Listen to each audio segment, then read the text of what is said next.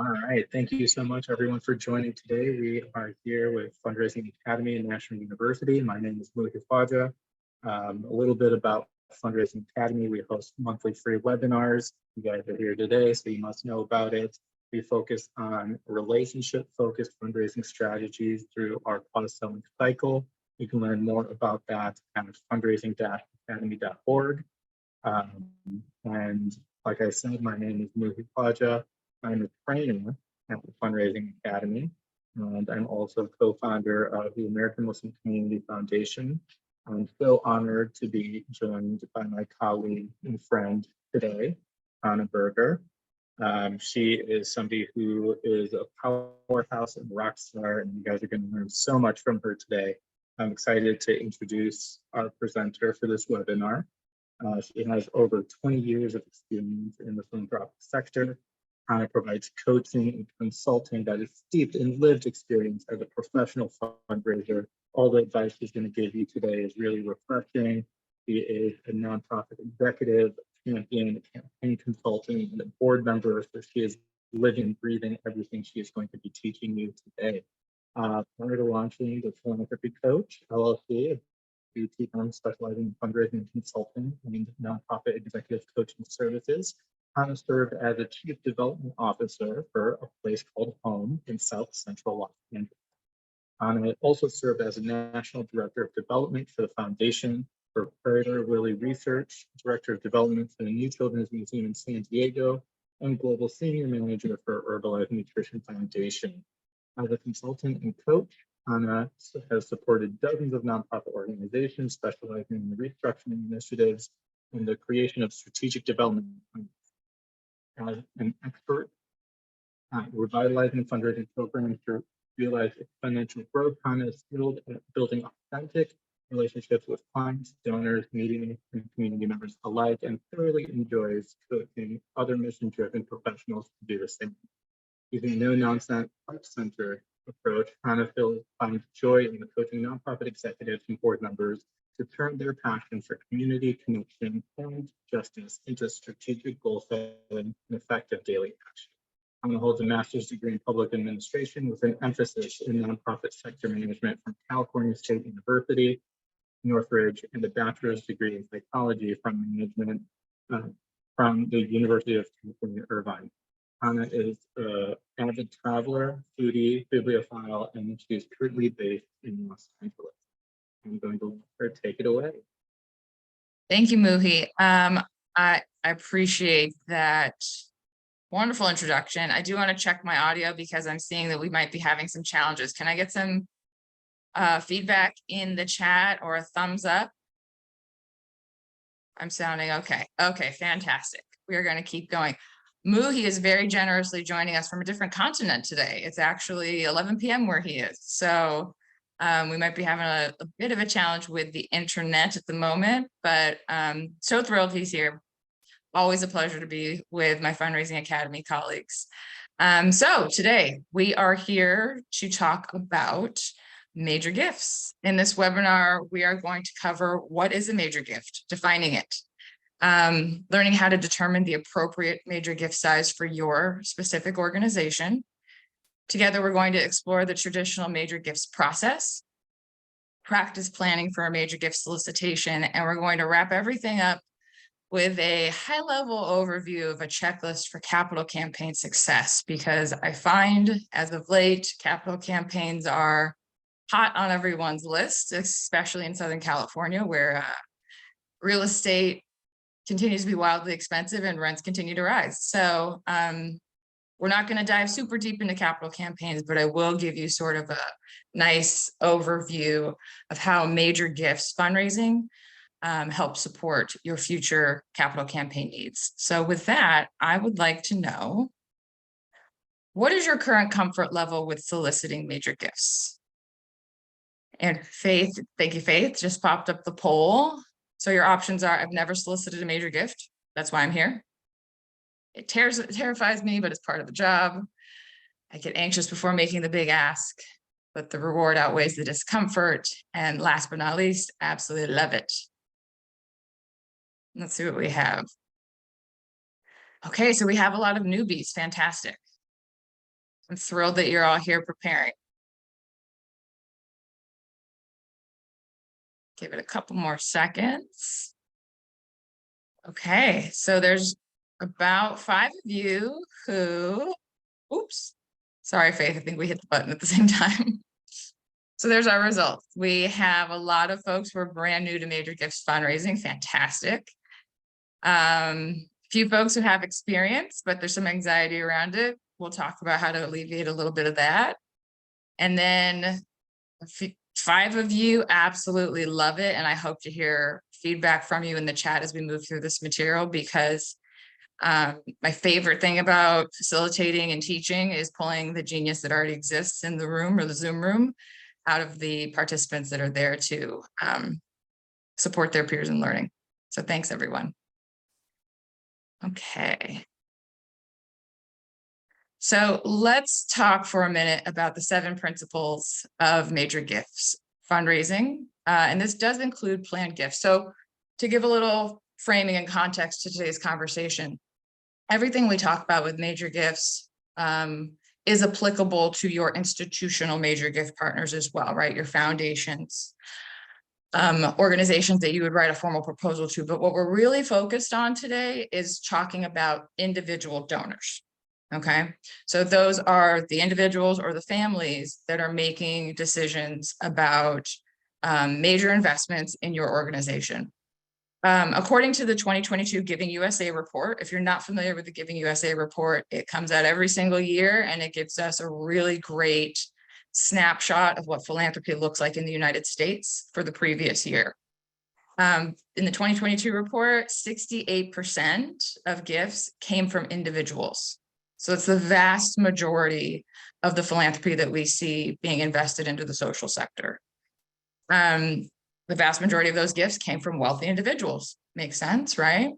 According to figures from the Giving Foundation and the Fundraising Effectiveness Project, 83% of the dollars from individuals came from just 12% of the people, and 70% came from just 3%. So what that means is that, and this is true of most organizations that I've worked with and for, the vast majority of the money you raise is coming from a small pool of major gift donors. Now, a really healthy organization has a lot of revenue streams so that we're not reliant on just that small pool of donors. But today we're going to talk about, 1, how we take care of those donors that are so important to funding our mission, but also 2, how we identify and secure relationships with more folks who can be giving at the major gift level, right? So our 7 principles of major gift fundraising are: 1, major donors don't give to satisfy an organization's needs. They give to satisfy their own needs. I like to be a little bit more optimistic about this and say they also give to satisfy their own needs. Major donors are looking for a partner to help them satisfy their needs, an organization that they can trust, okay? Major donors yearn for an organization that will give them an opportunity to help change the world and make an impact. I love talking about donor activism, right?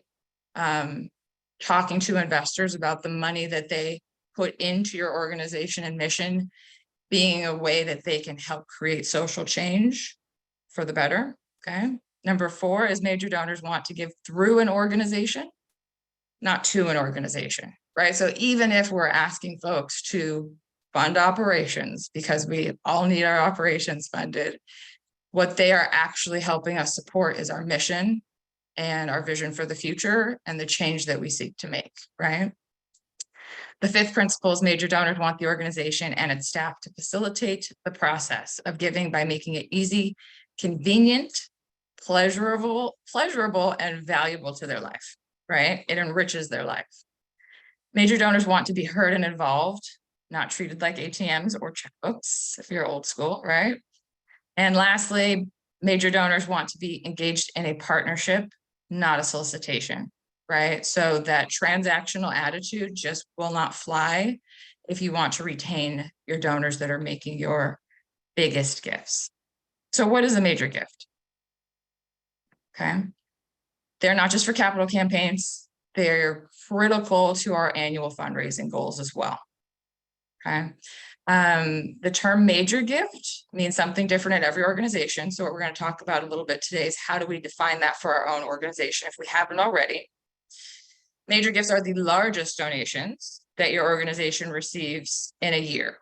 And we want to typically exclude planned gifts because generally speaking, those will be outliers, right? They are larger than our typical major gifts. And usually nonprofits have a range for how they define a major gift and also how they steward major gifts. So we want to make sure we define major gifts in our organization because it helps support our ability to measure our fundraising success, identify who we're retaining, and how many donors we are successfully getting to increase their giving year over year. It helps us with time management, right? So if we define major gifts and then define our stewardship plan around said major gift levels, we're better able to manage our time, our team's time, how we spend, how we prioritize our efforts around each individual donor. It helps us segment our communications, right? So folks who are giving major gifts are likely going to need more care and reporting and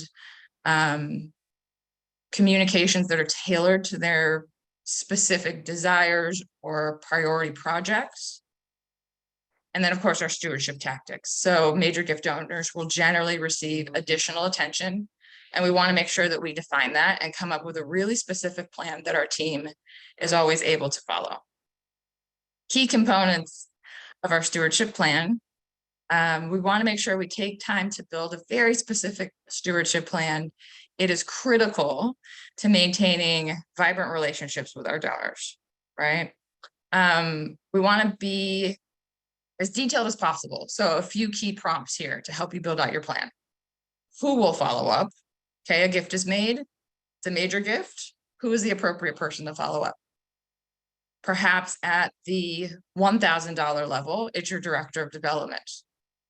But at the $10,000 level, it's your CEO, executive director. And if somebody makes a gift greater than $25,000, perhaps it's your board chair, right? So we want to identify who will do the follow-up. When will they follow up? Piece of advice, if it is not a staff member, but a volunteer leader, you need to give them a longer timeline in order to do their follow-up work. Okay, but exactly when will they follow up? With major gift donors, I highly recommend it's as quickly as possible. If not same day, next day. If not next day, within the business week. And how specifically will we follow up? Is an email sufficient? Does it deserve a phone call? Would it be most appropriate for the staff member to send an email, thank you, and then the executive director to place a phone call, right? We want to really map out what the exact tactics are that we're going to use in our stewardship. Okay. I'm just going to pause there to check the chat for a quick moment. And Faith, feel free at any point to interrupt me. Muhi, the same thing. No, the chat's been looking good. Yeah, Okay. no, great questions in the chat around things that you've already answered. So you were spot on with where you were taking the conversation. Great. Something to add is just, you know, with stewardship and major gifts, you can really calendar it out 1 month after, 3 months after, 6 months after. What are the touch points that you are going to be giving your donors so that they feel engaged and they understand how the gift was utilized? So I'll just share perfect. that. Yeah, that's great. And to take that one step further, piggyback on what Muhi just said, putting all of those details in your CRM or your project management tool is a lifesaver, right? So calendaring it out, setting reminders for yourself. You look like a genius who is just taking really good care of your donors. But I know that I live and die by my calendar and Asana, which is a project management tool if you're not familiar. And if it's not in there, it doesn't happen. So making sure that you're utilizing your technology tools to make stewardship possible and easy for you and your team. So let's talk about how we determine our major gift range. So first and foremost, hopefully you've got a database that you're putting really good information into. because what we're going to want to do is pull the top donors, those that have given the largest single gifts. Okay, so not cumulatively, but single gifts to your organization. Looking at the previous year, or even better, the last 3 years is ideal. We want to eliminate any outliers. So let's say you received a incredible $250,000 gift. And that is really atypical. It's the largest gift you've ever seen for your organization. You want to pull that out because what we're looking for is sort of a sweet spot average that we can identify as our range, right? So looking at those top 10 donors, if you have a smaller donor pool, look at the top 5, okay? Pick a minimum amount based on the data that you have at hand. So just because you have a friend who works over at a major hospital in town and they consider a major gift $50,000 does not mean that your community-based organization should use that same rule, right? You may only have a handful of folks giving at that level. So perhaps for your organization, a major gift is 1,000.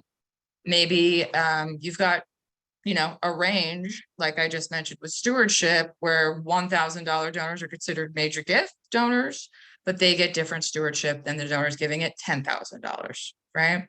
So we want to pull our top 10, eliminate any outliers, set a minimum, and then test your minimum with your database. And what we mean by that is if you pull that historic giving report that we started with to identify the top 10, and there's a lot of people who have given more than that amount, your minimum is too low, okay?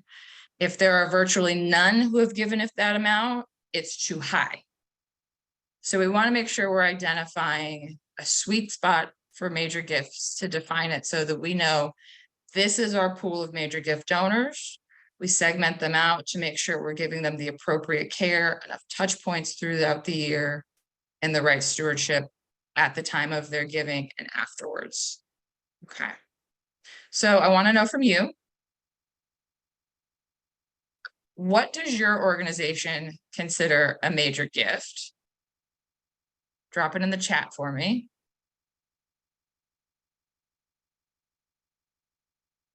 Okay, Molly said anything over 25K.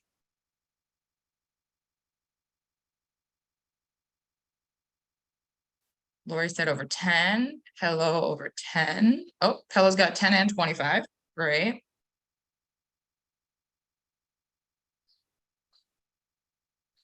Anything over 10. Great. I'm so curious now how large your organizations are. Nothing specifically defined, no specific defined amount, but generally greater than 10,000. Okay, so Leah may be here to put some parameters in place today. Danielle said 5K, Gretchen's at 5. Great, so most of you, anyone not have theirs defined yet? Anyone else? Darren's at 30. Okay, great. So we do have a few folks who still need to figure this out. Okay. And then multiple sites, one site is 2,500, but another is 10K. Great. Awesome. Great. Thank you for sharing. And for those of you who have identified your major gifts threshold, I saw a couple of folks mention 2 different numbers. So does your stewardship plan differ for your major gift donors and for the $2 amounts that you identified? Are you doing things differently for those folks? If so, give us an example of something that you do differently for your major gift donors.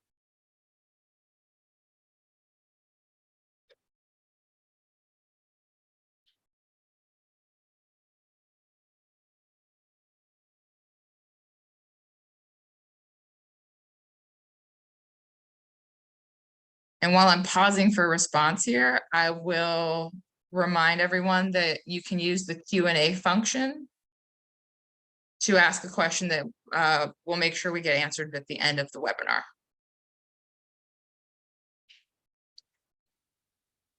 Just to call out, there was a question by UHC about what do you qualify as good database information to help with this process.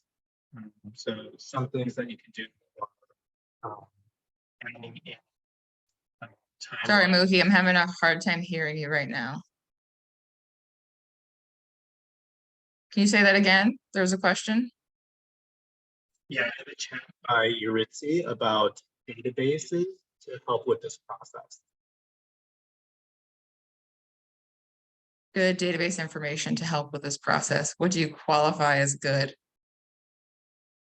Well, that may be a loaded question that we might need to dive into at the end of the webinar. But when I said good, I meant that we're tracking gift amounts, donor name, dates of gifts, the basics, but you might be surprised at how many organizations get started fast and furiously and don't put systems in place that are going to support their organization's growth over time.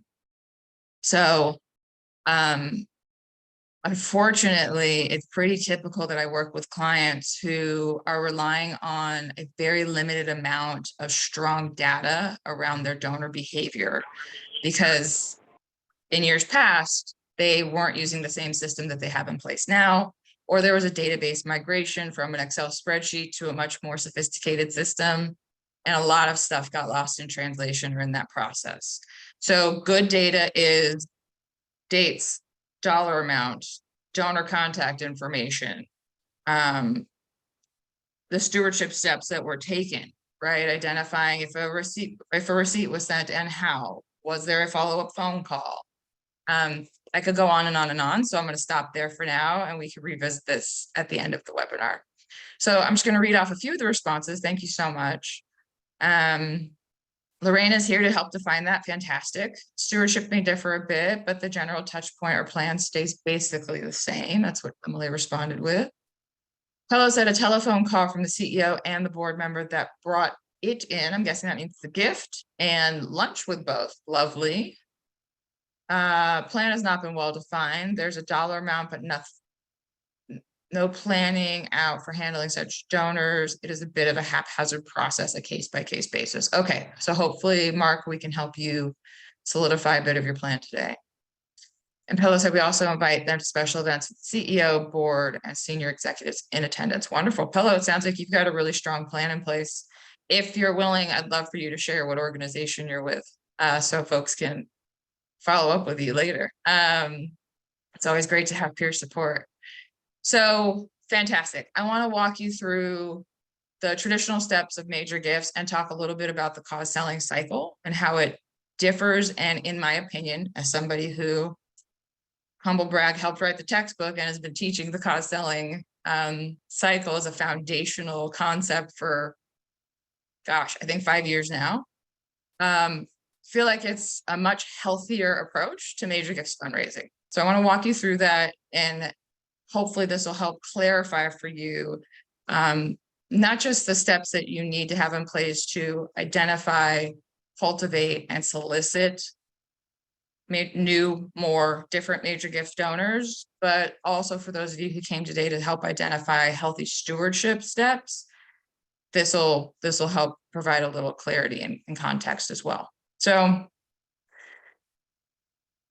the image you're looking at here is the traditional 4 steps of major gifts fundraising.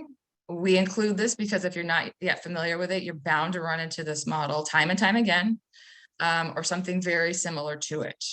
So there's value to this, right? That's why we see it so much. But as you'll see on the next slide, the cause selling cycle fits within this model, but breaks it out into 8 specific steps and 3 phases. What we want to stress here is that the traditional major gifts model, it appears that each step is weighted equally. So we would spend just as much time in identification as we would in cultivation, as we would in solicitation, as we would in stewardship. In cause selling, we put the dramatic emphasis on building the relationship. So everything that goes into cultivating a donor. I'm going to pause for a second. Muhi, Faith, am I okay on background noise? Okay, great. So the cause selling cycle includes 8 essential steps. And you can use these steps with every kind of donor. But today, again, we're focusing on major gifts donors, right? Folks who have larger capacity, affinity for your cause, and the interest in giving a major gift, right? So there are 3 distinct phases. The first one, phase 1, is prospecting and pre-approach. Who are our potential major gift donors? What is the information that we need to gather about them, about their giving behaviors, about their connections to our organization, about their interest in our mission, before we try to engage them in building a relationship. Phase 2 is all about getting face to face, so to speak, with our prospective donors. So the approach is literally getting yourself introduced to them, how you go about accomplishing that. Need discovery is when you start having really intentional communication and interviewing your way into a healthy long-term relationship, identifying the needs that they have, what they want to accomplish with their philanthropy. Presentation is when you start to educate them about your cause, and specifically about the major gift ask that you are planning to make in the future. Is it a special initiative? Are we talking to them about a capital campaign? Is it really just about expanding on the incredible work that we already do and you're looking for unrestricted funds? What does that presentation look like? What are the elements you need to include that really speak to that person's needs, desires, and their personality and the way they move through the world? And handling objections. So a big part of the cause selling cycle that I think is really advantageous is that we actually say, we don't want you to focus on the possible objections you might receive. Because if we plan to respond to those objections, the conversation flows much easier. The fundraiser can approach their donor with much more confidence, and the likelihood of getting a yes to the request is much better. Okay, and then phase 3 is, yes. Hannah, we have a request to repeat needs discovery. Repeat need discovery? Okay, so that's our 4th step. So after we've been introduced to the donor, or we've gotten ourselves introduced, it is the conversation, interviewing them, finding out what makes them tick, why they have interest in the work that you do, identifying their philanthropic behavior, what they want to accomplish by investing their money into nonprofit organizations, how they want their family involved. So need discovery is literally discovering the donor's needs in this relationship. Okay. And then in phase 3, we wrap it all up with the ask and stewardship. And we put that in the 3rd phase because in cause selling, we really emphasize the individual relationship. And in order to keep things relationship focused and not focused on transactions, we have to have a plan in mind for how we're going to care for this relationship after we get the investment. So they've made a commitment, and so have we. What does that commitment look like? When are we going to report back? How do we continue to engage with them over the next year and for the years to come? Okay. So it's a little side by side of everything I just said. On the left-hand side, you see the cause selling approach. I'm double checking my left and right. And on the right-hand side, you see the typical major gifts process. Again, in cause selling, we spend the most amount of time in phase 2, getting to know our donor, solidifying the relationship, identifying their needs, and figuring out how we make the relationship as mutually beneficial as possible. Okay. Muhi, I'll pause there. Anything else in the chat we want to address? Nope, you are good to go. We're sharing the resource on the cause selling cycle in the chat for people in the online learning portal, so you can have more access to that information as well. Great.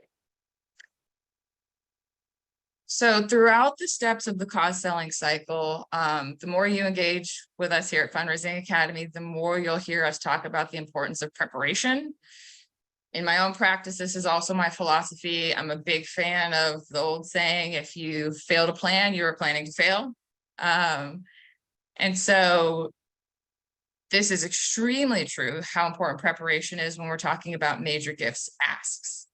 In order to help you map out your solicitations, so we've gone through all of the work of cultivating the relationship and we're planning on making an ask.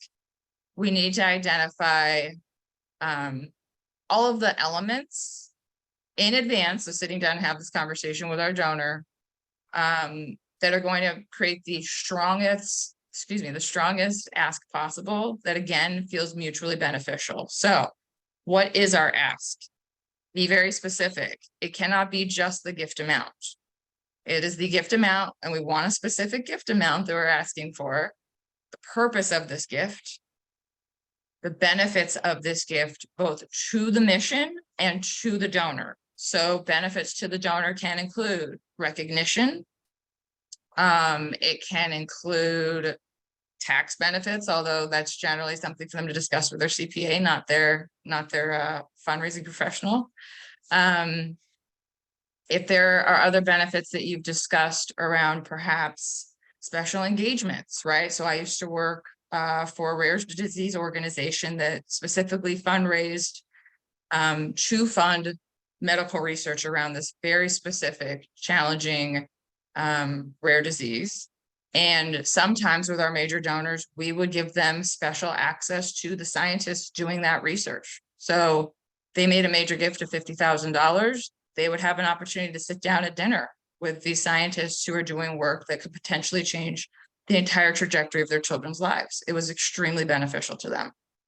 Not transactional, because it was part of building a really strong relationship and helping to educate them even more, and giving them an opportunity to discuss with the scientists on the forefront how it felt to be a parent of a child with this rare disease, which is, again, so mutually beneficial. We want to ask ourselves, how will this gift make a difference? And how will success be measured? Okay. When will we be informing our donor of progress? How will they be recognized? What does success look like? What is our timeline to set success? As much detail as we can possibly provide about what our donor can expect to receive in return in terms of communication about how their investment is affecting our organization. Okay.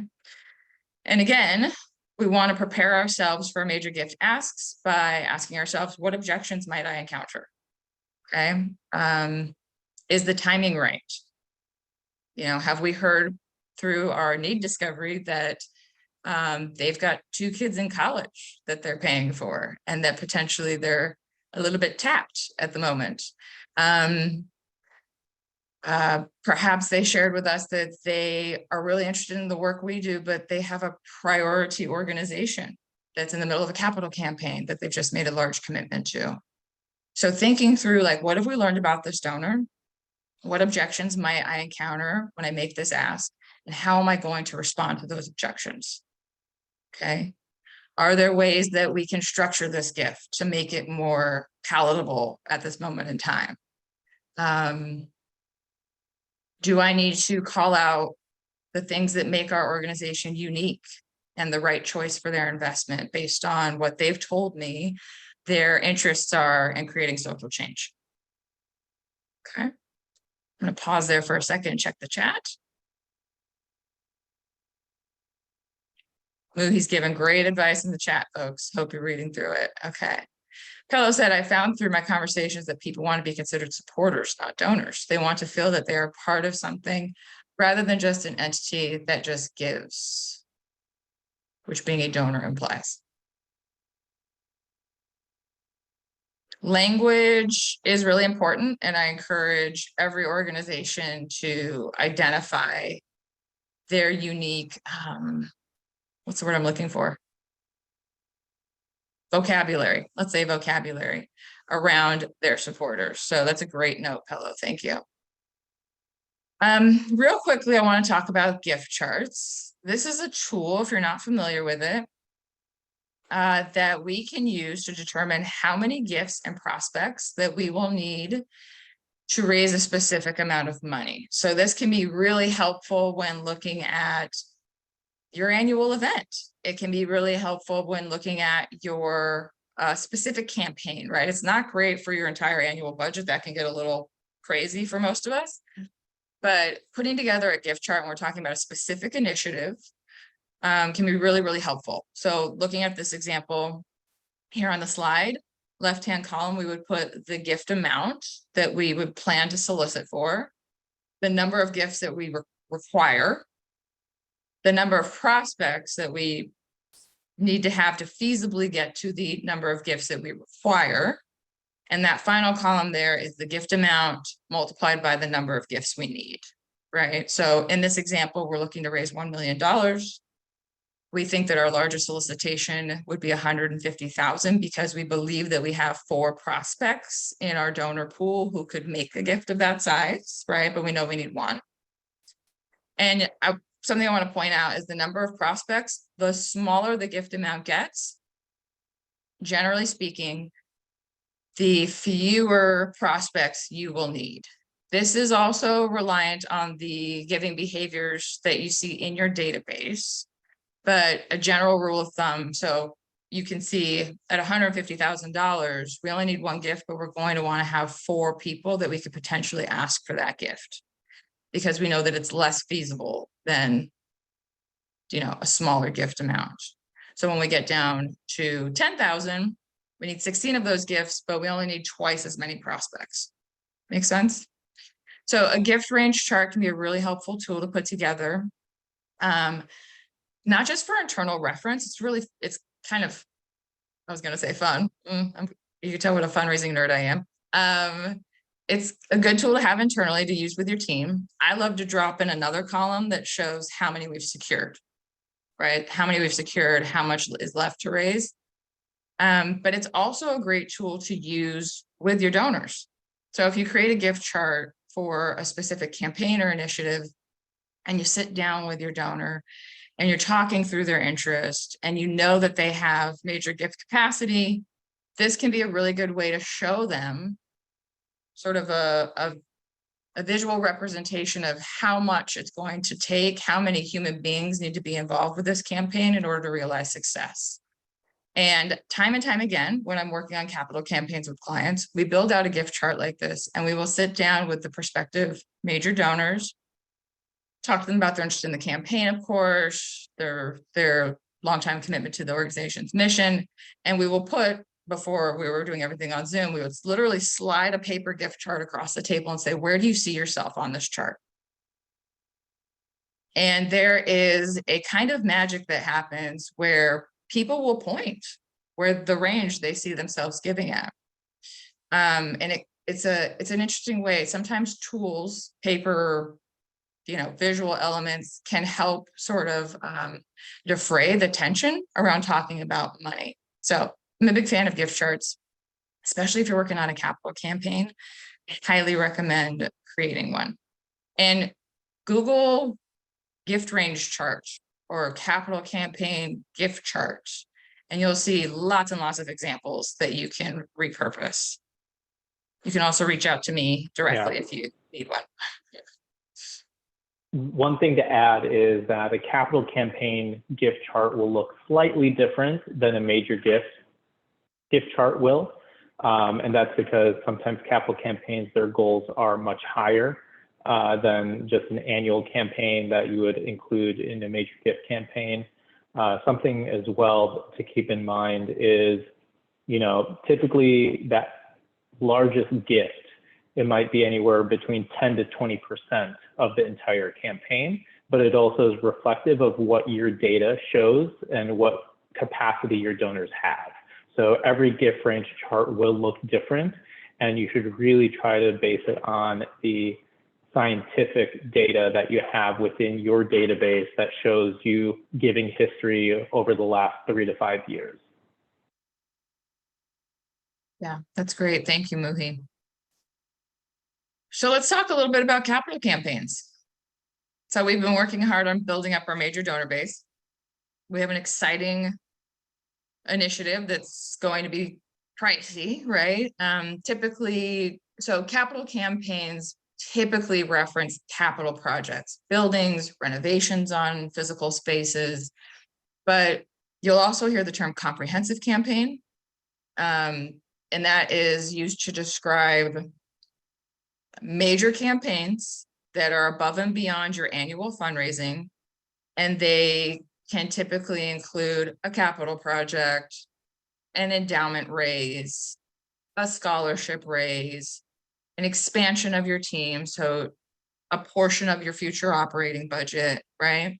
So all of what I'm about to share is applicable to any major campaign that is above and beyond your regular fundraising, right? And we're talking about this in relation to major gifts fundraising, because once you have a healthy major gift donor base, you want to be thinking about how do we package our vision for the future into campaigns that are time bound, and create a sense of urgency in our donor base.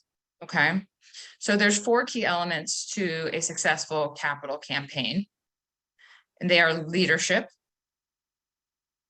your staff, your board of directors, campaign committee, so more volunteer leaders in the community, your case for support, that is your messaging about the need that exists that you're seeking to address, the details of the project, why now is the time that it's appropriate to be growing exponentially, to be purchasing a property, all of the elements that are involved in this campaign, why, who, how, and why now, right? That all goes into your case for support. It's a foundational document that becomes all of your marketing materials, that becomes the speaking points that you provide to your leadership, and is the basis for all of the solicitations that you'll make. Infrastructure and resources is our 3rd key element, and this is a big one. Infrastructure and resources means, do we have the systems and the people in place to support exponential growth in donor activity? Because that's typically what happens when we go into major campaign. Okay. And then philanthropic potential. And what philanthropic potential refers to is how much money is your organization raising currently? Who is in your donor pool?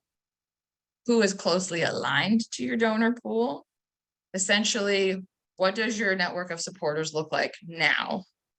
And how feasible is it that we can grow that to meet the identified needs in your case for support? Okay.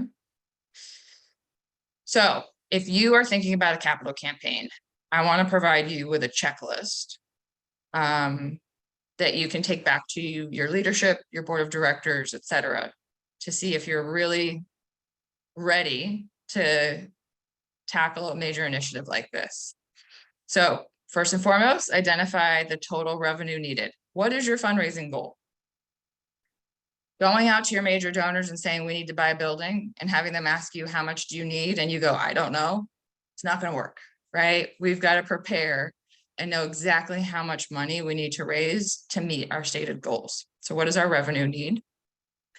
We need to align our campaign timeline with our organization's needs and desired outcomes. So let's say you have a desire to renovate your space, and you're going to need $2 million to do it because it's a huge space, and you want it done by September of this year. You know, we need to identify why September. What are the organization needs that we are meeting by doing that speedy raise or attempting to?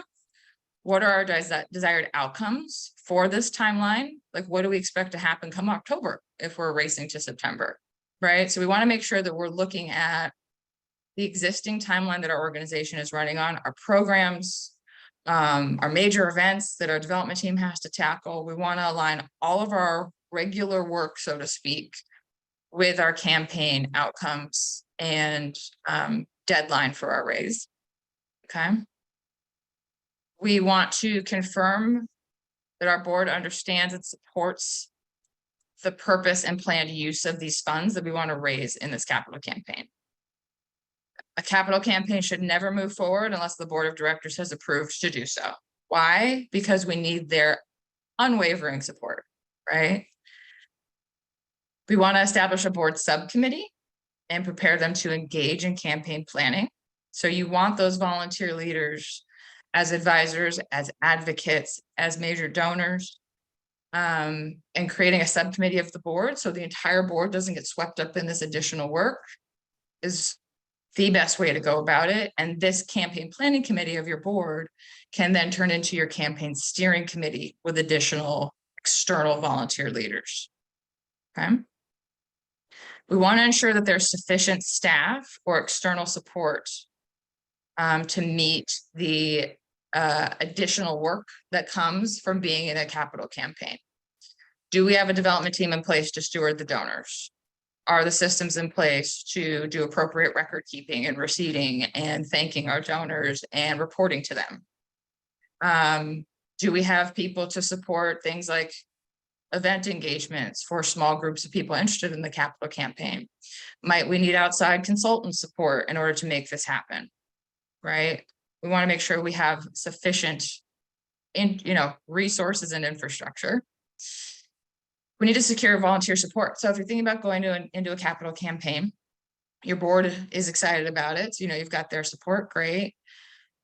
Ask yourself, who else might we need to engage from our community of stakeholders? Who are those folks? What conversations can we start to have early to confirm their support? Okay. And the final question I want you to ask yourself is, do you need a feasibility study? Now, just in case you're not aware of what a feasibility study is, I want to start with the definition of feasible. Feasible means likely, probable, possible to do easily or conveniently. Okay. So a feasibility study assesses an organization's readiness for a large project like a capital campaign or an endowment campaign. What happens in this process, is key stakeholders are invited to take part in confidential interviews. Generally speaking, organizations will bring in an outside consultant to do this so that they truly are confidential with an impartial third party, but you could do this internally if you have the staff bandwidth. Interview questions include being asked about brand awareness. Does the community know about our organization? What are your impressions of our reputation? You ask people who participate about cultivation and stewardship tactics. What happens currently? Do they feel well taken care of as a supporter? They are a major donor. If you're talking to somebody who's supportive via their position in the community, for example, an elected official, you would want to talk to them about, have you felt like we've kept you apprised of our accomplishments in the last year? When you attend events and speak on our behalf, what is that experience like to you, et cetera? We ask about impressions of organization leadership. So feasibility studies give an opportunity to also uncover any red flags in the greater community that you might want to address before going into a major campaign. Participants are asked about their philanthropic desires, where they're giving, how they're giving, is the specific case for support, because you would put a draft version in front of them for feedback, of interest to them. What about the project speaks to them? What doesn't? And participants are also asked questions about using a gift chart, how much they might be willing to give to said campaign as it's currently constructed, right? So you would get back information about the total amount that can feasibly be raised as of today, right? So when I work with clients who are planning to head into a capital campaign and we do a feasibility study, I always say, this is my personal philosophy and the philosophy we use at my firm, a good feasibility study isn't a go, no go. It's not a test of, is this a yes or a no? It is a roadmap to getting you to your goal, the results that you receive back. So you might hear, you might want to raise $10 million and you might get back, feasibly, we've identified $6 million from your community of support. Okay, so what does that mean? That means we need to do additional prospecting. It means you need to do additional networking. You may need to extend your campaign timeline out in order to reach your $10 million goal, right? So a feasibility study helps you identify the most efficient route to your campaign goals. Okay. So all that to say, do you need one? Sometimes organizations have incredibly healthy major gifts fundraising programs. And perhaps they're going into a campaign that doesn't have a massive goal, like 10 or 20 or $100 million. It could be like a $1 million raise in addition to their annual budget. And in scenarios like that, you likely would not need a feasibility study, right? You would just want to focus on those 4 foundational elements of a healthy campaign and get a really strong plan into place for your major gift donors. So in summary. Anna, that's a great place to, I think, ask this question that Liz has positioned in the chat as well. And she said, do you have tips for how to make sure capital campaign gifts don't take away from annual gifts, or how to navigate those issues? Yeah, great question, Liz. So my best piece of advice is to make comprehensive asks of your donors. What does that mean? It means that if we are planning to approach a donor who's been giving to our organization, for a while, at least a few years, and we think they're an excellent capital campaign prospect, we would want to sit down with them and say, here's our vision for your support in the coming years around this capital campaign. We'd like you to commit to a $100,000 gift over the next 3 years, in addition to your regular annual gift of $25,000, right? So you would build the map for them to let them to respond to and negotiate with you. That is my best piece of advice for making sure your capital campaign does not cannibalize your annual fundraising. Awesome. Okay. Thank you. You're welcome. Thank you, Liz. Okay, so what did we cover today? We talked about determining what a major gift is for your organization. Hopefully you feel like you have the tools you need in order to answer that question if you haven't already. We talked through the cost selling cycle and the standard major gifts process and how we can mesh the two to build long-term relationships, right? We want to spend most of our time in cultivation.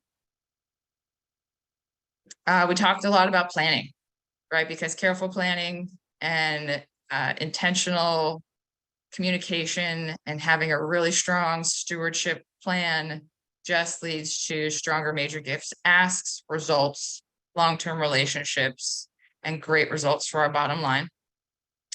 And using the capital campaign checklist, you can assess your organization's readiness to go into major campaign mode. Okay, with that, I will open it up to questions.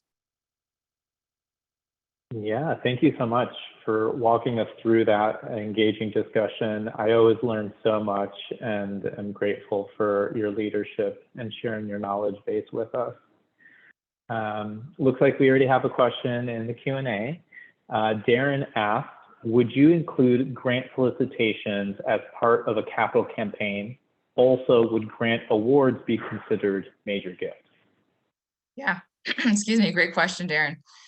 Yes, absolutely. I would include grant solicitations as part of your capital campaign plan. So you're putting together a gift chart for your $10 million capital campaign, and you believe that you can solicit some of your more supportive foundation partners for $1 million. That goes into the plan, right? It's all part of the bigger strategy. And a healthy strategy at that. Capital campaigns, generally speaking, need to include support from all of the resources we are typically soliciting for major gifts. So our corporate partners, our foundation partners, individual donors for sure. And then we didn't get into this today, but when you get to the public late phase of a capital campaign, you want to identify ways that you can have really widespread community support, right? So peer-to-peer fundraising, doing a special opportunity where the community can come together and for, a nominal donation fee, be a part of the realization of this project. Back in my day, that used to look like, brick programs in buildings where you would see like little nameplates on bricks on a wall at a new nonprofit institutions building. There's lots of really creative ways to, put up visual representations and recognition of the community support, but I strongly encourage that as a part of your plan late in the game. In terms of grants being a part of your major gifts program in general, yes, absolutely. Part of it, not all of it. That's the bottom line, right? We love our foundation partners, but foundations, just like corporations, are groups of people, generally speaking, making decisions about funding priorities, and they can change very quickly, right? So we want to make sure that we don't avoid doing more individual major gifts fundraising at our own detriment, right? Because individuals are still giving the most money philanthropically, and they also have the ability to make decisions quickly. They are more flexible in terms of their giving, and they just shouldn't be ignored. Okay. Let's see what else is in the chat. Yeah, and a comment around the foundations and grants, you know, maybe those gifts to your organizations are the outliers. Maybe they are the ones that are coming in at a higher amount than the rest of your donations. So something to consider is, you know, perhaps a corporation or a foundation, a major gift for them is different than what a major gift for an individual would be. So maybe if an individual is giving 10K, that is considered a major gift, but when it comes to foundations, it's at 50K or 100K to have a more integrated stewardship strategy around that. So it's just something to consider. Great. Yeah, that's great. Thanks, Muhi. Let's see, I any do other see questions? Lorena asking, are there any resources or examples of a fundraising portfolio to follow? Not sure what she means by that, Lorena, if you can add some more clarity, or yeah.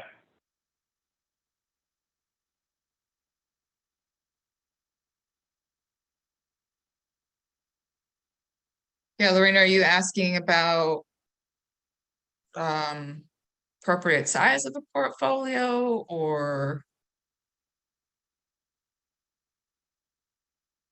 Catherine has raised her hand?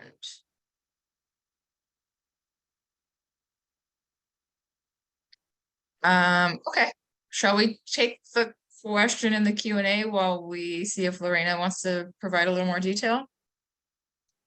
Sure. So Emily asked in the Q&A, I have an interesting situation with a major donor who is rushing our solicitation. They want us to make the ask before we've strengthened the relationship to the point I'd like to for a transformational gift. Should we take this invitation gift as a relationship jumping off point for future gifts, or try to slow down for more discovery? Ooh, this is a juicy one. Yeah. I have so many questions, Emily, about what's happening currently, but I'll do my best to answer. My gut reaction to this is do not drag your feet when a donor is giving you the signs that they want to write you a check. Okay, so yes, good instincts. This is a jumping off point. It is not the last gift they will give. So I would say proceed with enthusiasm. And then as part of your stewardship plan, really try to identify what additional needs they have, where their interests lie in this, you know, helping you to realize the transformational gift. That's my gut reaction. Also, Muhi, anything to add? Yeah, you know, it's interesting that the donor themselves is rushing the solicitation, that they want to make a gift more sooner. So maybe just really understanding what their priority is. And perhaps you can still have a conversation of creating a transformational gift, but I would go at the pace of the donor. Yeah, for sure. And, you know, I'm a big fan of really direct, transparent communication. And so depending on where you are in building this relationship with this donor, you could even say to them, like, we recognize your excitement about making a gift now. We're absolutely thrilled about that. There are some really big initiatives on the horizon that we would like to come back to you about in, I don't know, 3 months, 6 months, etc., just to kind of test the waters with them and get a little bit more feedback. To share an example that just came to me years ago, had a similar situation happen, a donor who certainly had capacity to make a 7-figure gift, and they were really pressing forward on getting us a 6-figure gift, which was lovely. And we're very appreciative, but it wasn't what we had planned. And we were having the same conversation. Turned out they were trying to get a gift to the organization because they cared very deeply about their involvement as they were going into a divorce. So they were, there was some asset allocation they were trying to make happen before their assets were tied up. So you never know I share that because you never know what's going on in someone's personal life, right? Especially when you're early in the relationship and you're just not there, when they're in a position to share those sorts of things. So I would, as Muhi said, go at the donor's pace. Great. And then we did get some more clarity from Lorena. It was more so on resources, something that gives guidance to include events or grants to help a department incorporate their annual planning. And I think something like creating a development plan that has a more holistic approach to how you're going to achieve your annual goal will help with that. And there are a lot of templates online. Yeah. I second that. A strategic development plan sounds like what you need. And I think if I'm reading this correctly, maybe you're looking for guidance around how to make sure you're divvying up those asks of your individual donors correctly. So you have, you want to get a sponsorship for your annual gala, but you also would like them to make an unrestricted gift, etc. I would start with a strategic development plan for sure.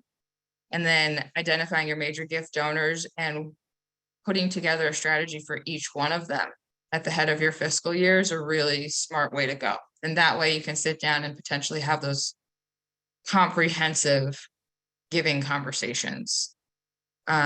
If you have board members that are major donors, I'm a big fan of doing that work in July, sitting them down and say, okay, let's talk about the new fiscal year and what your plans are and what we'd love to see happen.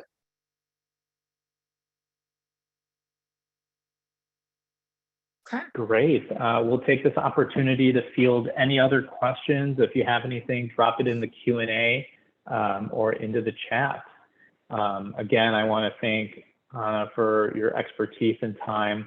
And it seems like everybody has been asking engaging questions and hopefully they're learning as well. Yes, it's been great. Thank you so much, everyone, for your awesome questions, your enthusiastic responses. I hope you are walking away from today with a few new tools.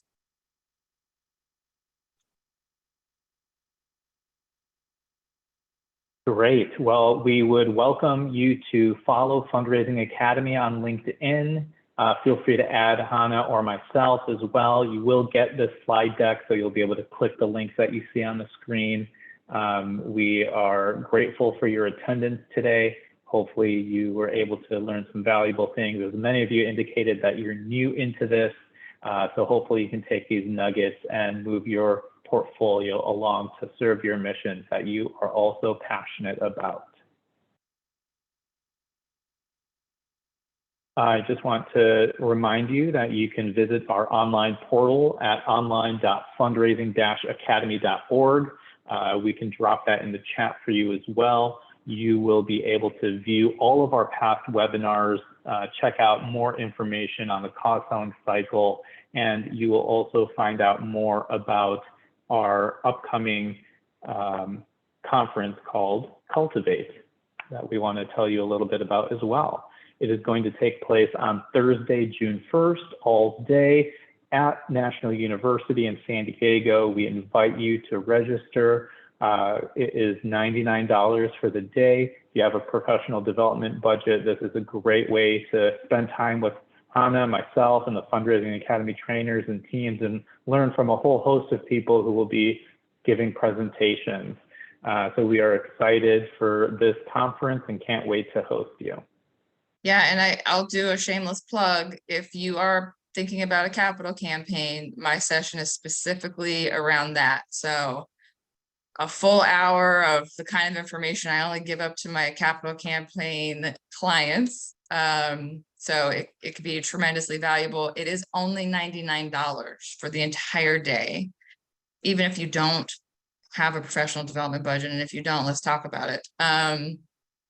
this is well worth the investment. And for those of you joining us who are not in San Diego, what a good excuse to come down to sunny, wonderful San Diego for a little getaway.